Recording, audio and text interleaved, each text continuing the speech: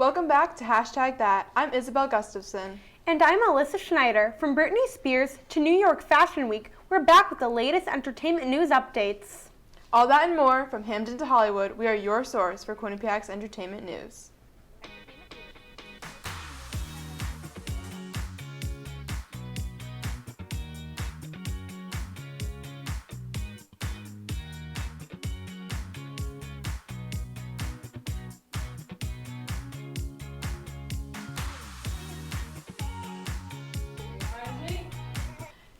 James Van Der Beek, known for his starring role in the 90s TV show Dawson's Creek, has died at 48.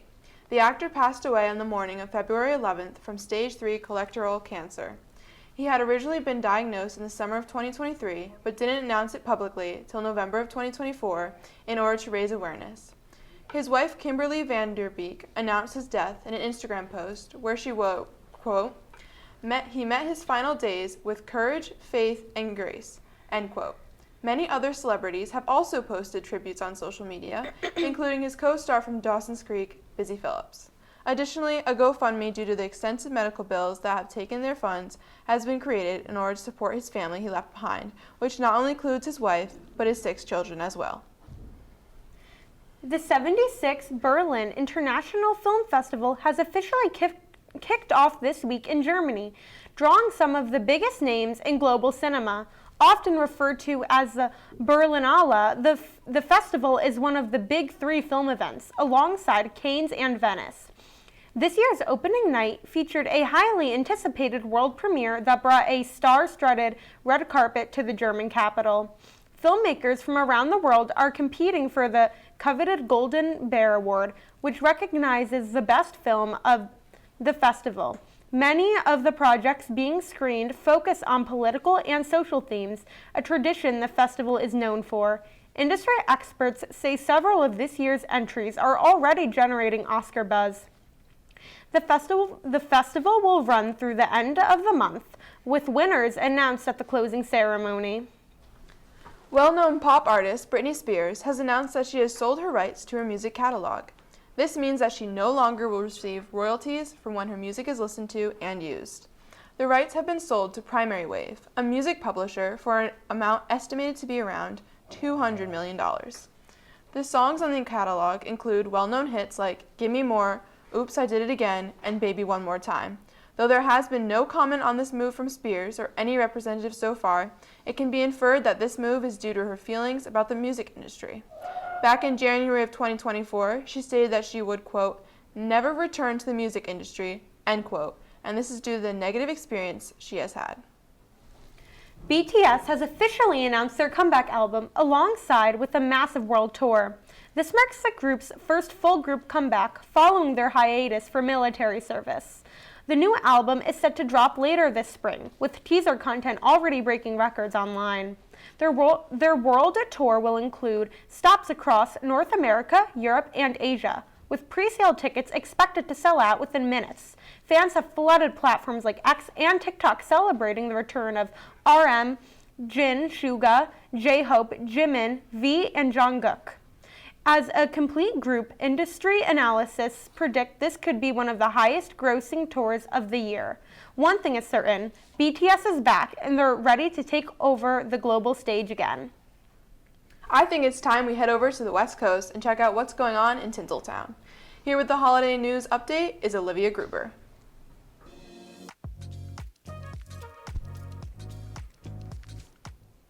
Hey it's time for the long-awaited Hollywood news update, and let's get into it. A super realistic AI video of Tom Cruise and Brad Pitt fighting has one top Hollywood screenwriter warning the industry is about to face major challenges due to the new and rapidly evolving technology. The 15-second video depicts the 2 A-listers throwing punches on a rooftop. The video was posted by Irish filmmaker Ruairi Robinson, who was Oscar nominated for a short film in 2002. The MPA called on the company to curb its infringement of copyrighted works. Charles Ribkin, chairman and CEO of the Motion Picture Association, said, quote, in a single day, the Chinese AI service Cdance 2.0 has engaged in unauthorized use of U.S. copyrighted works on a massive scale, end quote. The video itself was created simply by entering a 2-line prompt into the AI service, which is owned by the Chinese parent company of TikTok, ByteDance. Moving on, Disney will pay $2.75 million to settle allegations that it violated the California Consumer Privacy Act by not fully complying with their consumers' requests to opt out of data sharing on its streaming services. The Burbank Media and Entertainment Company allegedly restricted the extent of opt-out requests, including complying with its users' petitions only on the device or streaming services they processed it from, or stopping the sharing of consumers' personal data through Disney's advertising platform, but not those of specific ad tech companies whose code was embedded on the Disney websites and apps. A Disney spokesperson said in a statement that the company, quote, continues to invest significant resources to set the standard for responsible and transparent data practices across our streaming services, end quote. The settlement with Disney stemmed from a 2024 investigation by the Attorney General's office into streaming apps and apps for alleged violations of the California Consumer Privacy Act. Next, Italian cinema icon Franco Nero received a star on the Hollywood Walk of Fame on Thursday, marking a prolific 6-decade career spanning over 200 international film projects. Nero had his first lead role in the 1966 spaghetti western Django as a dismissed Union soldier turned gunslinger. He would reprise the role in its 1987 sequel, Django Strikes Again. He also had a cameo role in Quentin Tarantino's revisionist western Django Unchained in his first American film, The Bible. Nero portrayed Abel. He portrayed Lancelot in the 1967 musical Camelot, but Jean Merlino provided its Lancelot's singing voice. Following the star unveiling, Nero was celebrated at the DGA Theater as a part of the Filming Italy Los Angeles Festival. Well, that's unfortunately all the time we have left for Hollywood News Update. I have to go catch a plane back to Hollywood, but the show itself will be right back after this commercial break. I'm f***ing ugly. Anybody want a package? Don't worry, sir, baby. I got you. And do you want to breathe? Uncle Aaron's locked up for touching all those kiddos. Here comes the boom. Boom! Quinnipiac Tonight is Q30's promotion. I'm f***ing ugly. And TV.com/watch. Clap if you care. Buckle up! Nobody is more prepared for an emergency than Dogman. With all your kung fu skills and your K9 fortitude or whatnot. But for the rest of us, a good plan goes a long way. Come on, let's go! So, whether it's an unexpected disaster or the world's most evilest cat bent on destroying all do-gooders, Destroy all do-gooders. you can help your family be ready for anything. No time to waste. Will you get out of here? Get started today at ready.gov/kids. The go-to Quinnipiac news source for students by students. We've got the latest on campus news, student life, and stories all around the country. Get to know your local community with features on Hamden businesses and politics. Everything you need to know, all in 30 minutes. Wednesdays at 9:30, reporting for the Quinnipiac community. I'm Melissa Sheehan. I'm Sophia DeBona. I'm Amari Smith. I'm Christina Tsimanis. I'm Riley Farrell. I'm Andrew Allison. I'm Miranda Patorti. We are the Q30 Newscast. Music may be a business, but for some artists, it's all fun and games. Comedy musician Weird Al Yankovic has announced a new tour across the states. Here with the details is Nolan Radics. Hey everyone, it's Nolan Radics here. Something you might want to know about me is I'm a huge fan of comedy music. It spans from The Lonely Island, Tenacious D, and The Flight of the Conchords, but as we all know, one comedy musician reigns supreme above them all, Weird Al Yankovic. The 11-time Grammy-nominated, 5-time Grammy winner, is the only comedy musician to ever have a comedy album debut at #1 on the Billboard Hot 100. From his famous parodies, his polka medleys, and his knee-slapping original tunes, Weird Al has definitely ingrained himself in comedy music history. Since his career took off in the mid-1970s as a student at Cal Poly with his parody of Another One Bites the Dust by Queen entitled Another One Rides the Bus, Weird Al has entertained in every medium since then, including obviously music, film, animated television, live-action television, novels, comic books, and even video games. He's recently announced a tour entitled Bigger and Weirder, with 90 stops. The tour will start October 17th, 2026, and they'll even stop by in nearby Bridgeport, Connecticut. During this multimedia comedy rock show, he'll be accompanied by 4 additional band members. And Puddle's Pity Party, a 7-foot-tall clown with a massive cult following on social media, will be opening for him. Personally, I've been a Weird Al fan my entire life, and I've been to 2 shows, one in Forest Hills and one which was a sold-out show in Madison Square Garden. Weird Al shows have so much energy, and they're honestly awesome. Not only does he perform his hit parodies, but also his deep cuts for the hardcore fans. He'll often come out for the next song in a completely different costume. For example, his parody of Chamillionaire's Riding Dirty, White and Nerdy, he'll often come out on a Segway. And for his parody of Bad by Michael Jackson entitled Fat, he'll come out in a fat suit. I would also say that if you're in attendance for the opener, Puddle's Pity Party, definitely go to the bathroom, because when I was at Madison Square Garden, that was the worst part of the show, and it was boring. And it just, you need to use the bathroom then, because it's also customary to see everybody in a Weird Al show wearing Hawaiian shirts, including him. So if you look around, you'll see a massive sea of people wearing Hawaiian shirts, and they probably have not showered in a while. I'm really excited to see if Weird Al can bring the energy for his 18th tour across the US. For generations, he's been making people bob their heads and burst out in laughter. Anyway, that's all the time I have for now. My name is Nolan Radics, and back to you guys at the desk. Word on the street is there is some big celebrity news. Here with all the deets is Raven McBride. A split-second mistake, a comedy legend remembered, a skater chasing a dream for the people who taught him how. What's up, Bobcats? This is Hot Goss, and we're breaking down the stories that had everyone talking this week.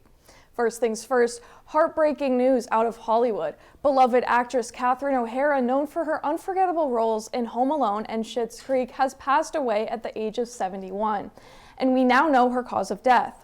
Her official cause of death has been confirmed as pulmonary embolism, with cancer listed as an underlying condition she had been privately battling. But even when it came to life's most serious moments, Catherine never lost her sense of humor. In a 2013 interview with Vanity Fair, she once shared the surprisingly heartfelt and perfectly on-brand way she imagined her ideal passing. Laughing, she said she hoped to, quote, go surrounded by my old grandchildren, end quote, joking that they'd be telling her to, quote, let go already, grandma, end quote. It's a quote that captures exactly who she was: warm, self-aware, and effortlessly funny. Fans and fellow actors have flooded social media with tributes remembering not just the character she brought to life, but the joy she gave to generations. A true comedy icon. Next, a terrifying moment at the Olympics. Ski legend Lindsey Vonn saw her Olympic return cut short after a brutal downhill crash during a competition. Vonn later revealed she suffered from a serious leg injury after clipping a gate just seconds into her run. Explaining exactly what happened, she said, quote, I was simply 5 inches too tight on my line when my right arm hooked inside of the gate, twisting me and resulting in my crash, end quote. She made it clear that the fall had nothing to do with her previous ACL injury and emphasized that she had absolutely no regrets about competing. Despite facing multiple surgeries and a long recovery ahead, Vonn remains optimistic, proving once again why she's considered one of the fiercest competitors in Olympic history. A tough ending, but a legacy that's already cemented. And finally, a story that reminds us why the Olympics are about more than just medals. Figure skater Maxim Naumov stepped into the Olympic ice carrying unimaginable grief. Earlier this year, his parents, who were also his lifelong coaches, tragically died in a plane crash. But instead of stepping away from the sport they built together, Maxim chose to honor them by continuing to compete. It's the ultimate goal, he told The Athletic. His Olympic fate still unknown as he sat in 4th place after his January 9th short program. He said, quote, my parents and I, one of our last conversations was exactly about that. It would mean the absolute world to do so. It's exactly what we're fighting for. That is what I think about first thing in the morning and when I shut my eyes, end quote. While waiting for his score, Maxim held a photograph of himself at just 2 years old. His parents Evgenia and Vadim holding his hands at the International Skating Center of Connecticut that day, he first stepped onto the ice. "I'm just thinking about them," he said. Their smile, their laugh, what they'd say to me, their words, it all replays in my head, especially at times like this. I love them. Qualifying forward, his performance became more than just a routine. It became a tribute, a reminder that sometimes the strongest performances are powered not by points, but by love. And that's it for your Hot Goss for this week. From Olympic resilience to a heartfelt Hollywood farewell to a skater chasing a dream for the people who taught him how. Remember, the headlines may change, but the stories behind them are what truly matter. Stick around, we've got more #that coming up after this commercial break. Left for Vidicek. Vidicek walking in. Shot. Save made. Rebound. Score! Did you miss this goal last night? No worries. We got you covered. Antonin Varel gets the puck to Ethan Winbach in front of the net. He puts it past Alvin Breya. Every team, every game. She shoots it blocker side into the net. All the news, highlights, and more. First year connection. Ty Turner to Keith McKnight. This is Sports Pause. Monday nights at 9:30, only on Q30 Television. Buckle up! Nobody is more prepared for an emergency than Dogman. With all your kung fu skills and your K9 fortitude or whatnot. But for the rest of us, a good plan goes a long way. Come on, let's go! So, whether it's an unexpected disaster or the world's most evilest cat bent on destroying all do-gooders, Destroy all do-gooders. you can help your family be ready for anything. No time to waste. Will you get out of here? Get started today at ready.gov/kids. Do you enjoy Quinnipiac sports? I just keep leaving to pick Paige Girardi over Carson Martin. I think Floor Carson general, absolute glue guy on the court. Then Bobcat Breakdown is the place for you. 'Twas the night of Bobcat Breakdown, and all through the suite, all the producers were running around, getting ready for show of the week. I brought mittens because I think that half of this take is cold. I think us Anthonys think alike because I have the exact same idea as you. Tune in to Bobcat Breakdown every Tuesday night at 9:30 p.m. on Q30TV.com/watch. In the city that never sleeps, big news pops up seemingly every minute. Here to take us through the latest Big Apple development is Xiomara Saavedra. Thanks, guys. From the Super Bowl halftime stage to Broadway spotlights, we've got all the latest on New York Minute. New York Fashion Week is here, but one Brooklyn designer already had the biggest runway in the world, the Super Bowl halftime stage. Raul Lopez, a Dominican-American creative director for Luar, designed Lady Gaga's light blue salsa-inspired dress. The color nodded to the original light blue of the Puerto Rican flag and featured the Flor de Maga, Puerto Rico's national flower. Lopez said when he found out it was for the Super Bowl, the moment felt much bigger than fashion. Quote, "It was an iconic, historic moment just to be part of and to represent the Caribbean, and being Latino and an immigrant was really amazing," end quote. With more than 120 million people watching, the moment put Caribbean pride on full display. Do you guys think we'll see more cultural tributes like this on major stages? I honestly think we will, because like the Super Bowl is such like a big stage to have your first to have that kind of like debut, and Lady Gaga is such an icon that I really think like that would bring more like motion to having that happen. I definitely agree with that. I think that him being able to do something like that will make other people feel a lot more comfortable in the future being willing to do that. So I definitely think that we will see more of that in the future for sure. I agree. I think we need to give more artists like him a chance to shine. Definitely. Definitely. Reality TV met Broadway this week. Candy Burris starred in Anne Juliet, and her Real Housewives castmates packed the theater for a special Bravo night in New York City. Andy Cohen was among the stars, cheering her on as she played Angelique in the hit musical. Before the show, Cohen told People magazine, quote, "I've never seen Anne Juliet, but I always support Candy. I love our friendship, we've been through a lot, and I just know she's going to do great," end quote.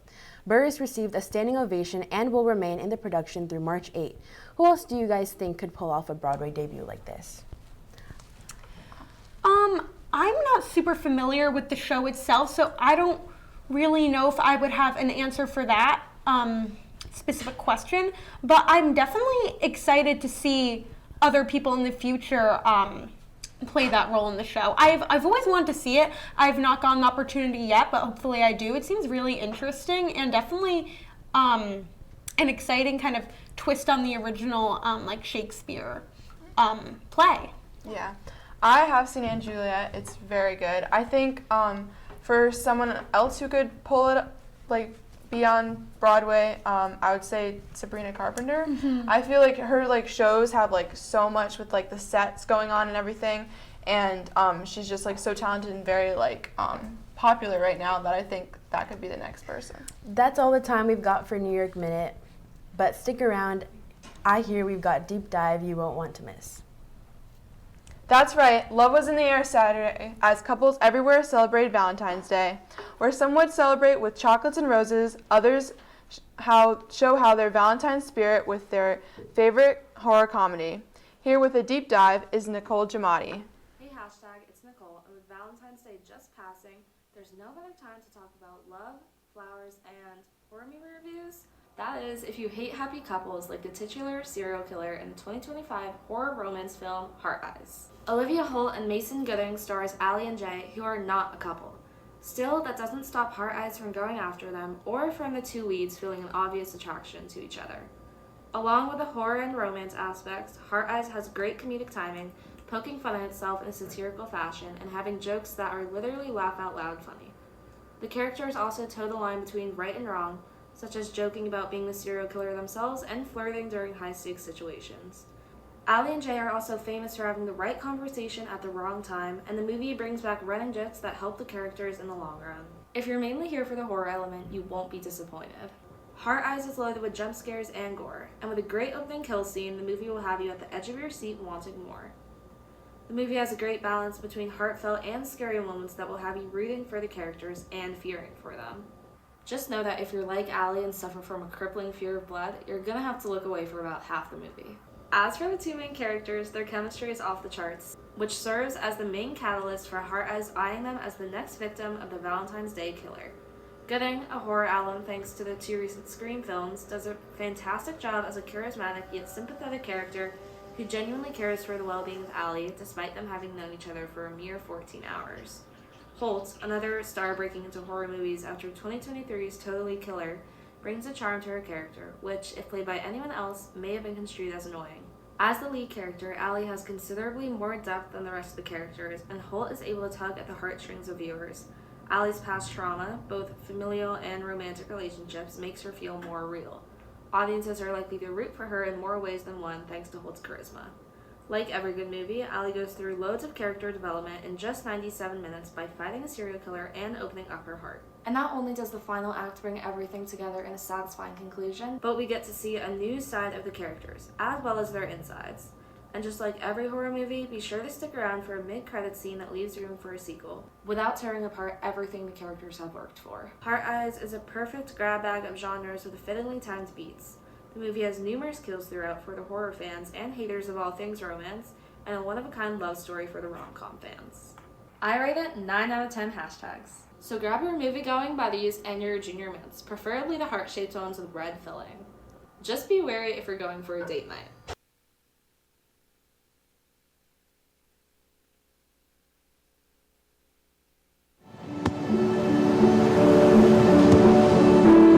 I don't remember how it started. Go to bed. Our back and forth. It always came back. Dad! You probably don't remember what you told me, That was perfect. but I heard every word.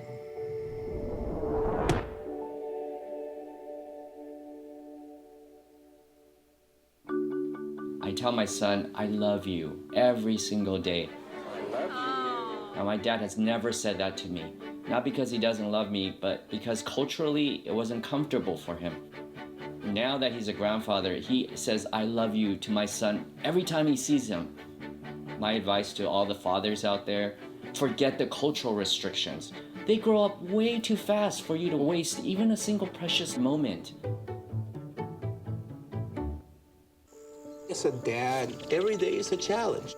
To make sure that the time that I spend with them, it doesn't matter how tired you are, you have to try and to teach them. When they learn something new, and you can just see in their faces, it's such an incredible moment. It's those moments that are my favorite. It wouldn't be an episode of Hashtag That without a game to round out the night. Here with this week's trivia show is Sadie McCarthy. Thanks, guys. Since Valentine's Day was this past weekend, I think it's the perfect time for a Rom-Com Rewind. Let's jump into it. First question, what is the name of the scrapbook created by the plastics in Mean Girls? That is correct. I didn't even have to list the options. Okay, question 2. In 10 Things I Hate About You, which actor performs the song Can't Take My Eyes Off You? I don't know. Oh, wait, I know. Heath Ledger? Yes, Heath Ledger? it is Heath Ledger. I just guessed on that because I've never seen that movie. You've never seen that No, movie? I know What? I should. It's so good. I know that It's I so should. cute. A lot of people it's like say it's really one great of the most movie. iconic rom-coms of all time, in my opinion. Yeah, no, I've not seen it. I'm actually like, I feel like sometimes I'm doing the whole film major thing wrong because I feel like I've not seen enough movies. I'm like the same with that, I'm more of a TV show kind of person, and I like yeah. movies too, definitely, but I think I'm more of a TV show person, Yeah. so there's Yeah. just like a lot of movies that I have not seen that I definitely need to get around. Yeah, no, I have. have. Yeah, I definitely haven't seen. I'm a film minor, so I definitely haven't seen like a lot of classics. But next question: what is the name of Alex's royal love interest in Red, White, and Royal Blue? William? Know this one? The options are Harry, Henry, and William. And do you William have? sounds right. It is Henry. Oh, Okay, I just okay. guessed. I actually haven't watched that either. I have not seen that, but I it watched looks it. interesting. It's. I liked it. What is the name of Wesley's love interest in The Princess Bride? Blossom, Buttercup, or Inigo Montoya? Wait. Inigo Montoya is the guy. Is it Buttercup? Do you have a guess, Isabel? Wesley. Wait. It's not. Blossom? It's Buttercup. Oh my God. yay.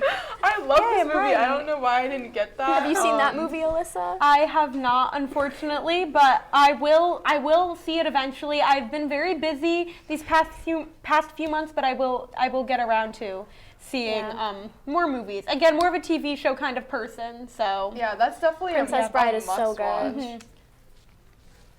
Which film has the famous quote, "We'll always have Paris"? Is it Casablanca, Singing in the Rain, or All About Eve? I want to say it's Singing in the Rain. I haven't seen any of those options, but I want to say it's that one. Okay. I'm gonna go with Casablanca, just a lucky guess. Casablanca is correct. Oh, yay, I got it again. Good job. I haven't Lucky seen any of me. those movies either. Wow. Yeah. Casablanca's on my to-watch list. Yeah. I definitely want to see that, but I guess I'll have to see the other I have two a lot also. of movies that Yeah, are on Alyssa, my your watch list is getting pretty long after that. Yes, it definitely is. There are a lot of movies I need to see. One of our last questions, which movie flaunts the line, "Nobody puts baby in a corner"? Dirty Dancing. Do you have a guess, Alyssa? I mean, it's probably Dirty Dancing, right? 'Cause you seemed really confident. Sorry, I didn't really read the Dirty options. Dancing is correct. Okay. That one is that one's really good. I assumed you seemed very confident about that one. Yeah, I watched that one recently, like 3 months ago. Oh my God, I love it. That scene is so iconic. So, one final question. What are your favorite film or TV characters of all time? Film or TV characters? Okay. I have my answer. Okay, go ahead. I love the Muppets. Oh, the Muppets. Okay. That's very iconic. I think they're timeless, and especially since the show just got brought back, I think it's amazing how they're introducing it to a whole new generation. I agree. Yeah. Well, this has been a ton of fun, but that's all the time we have for this week on #that. Make sure to follow us on our social media accounts to stay up to date. I'm Alyssa Schneider. And I'm Isabel Gustavson. From the producers, talent, and everyone working hard behind the scenes, thank you for watching #that, and we will see you again next week.